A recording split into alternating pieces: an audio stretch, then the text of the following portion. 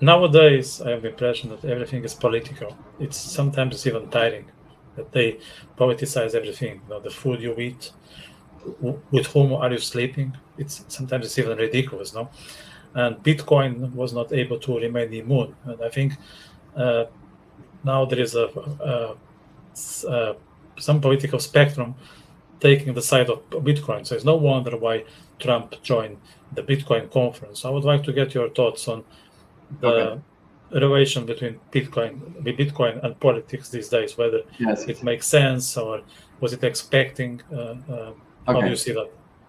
Well, the first group that was some time ago, Trump was completely against Bitcoin.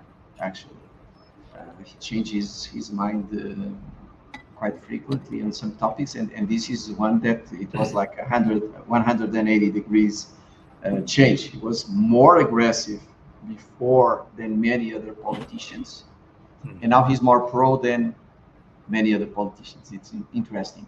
So I think the group that was clearly from the beginning on the side of Bitcoin politically was the libertarians, not Trump area, the libertarians, because of the privacy issues, being a tool to protect you against state, you know, exaggerations, um, and because of the cypherpunk movement and its tight connection with the libertarian and anarcho-capitalistic movements. So that group indeed was right from the beginning very involved. But apart from that, I think I don't see a very big distinction between left and right and these. There is a kind of small topics that sometimes make it push it more for the left or for the right. Two of the most typical ones are the attacks on the mining part, that a part of the left, the eco left, states wrongly.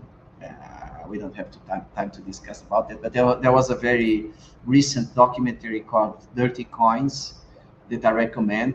They debunk the myth that it generates pollution. Actually, Bitcoin mining is the opposite.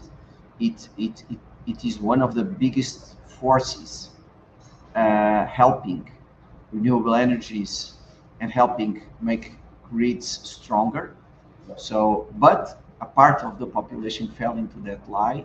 So the eco left dislikes Bitcoin because of that. But probably they will say the same about artificial intelligence and so on. Yeah. Anything that demands a lot of computing power will fall into that same thing. And actually, Bitcoin in that aspect is better than artificial intelligence because it goes after the cheapest sources, and artificial intelligence is not so clear. Um, and the second one is that Bitcoin gives you autonomy. That one is more important. It gives you autonomy, protects you from the state, and that specific part today, it depends on the time that you live, because there is a big part of there is authoritarian right, not only left, right? But nowadays, the left is more on the side of censorship, and the right is less. But make no mistake, both sides like censorship, especially when they are the ones in power. But nowadays is more a topic of the left, and so because Bitcoin is also a tool against censorship because it gives you the protection to be bullied.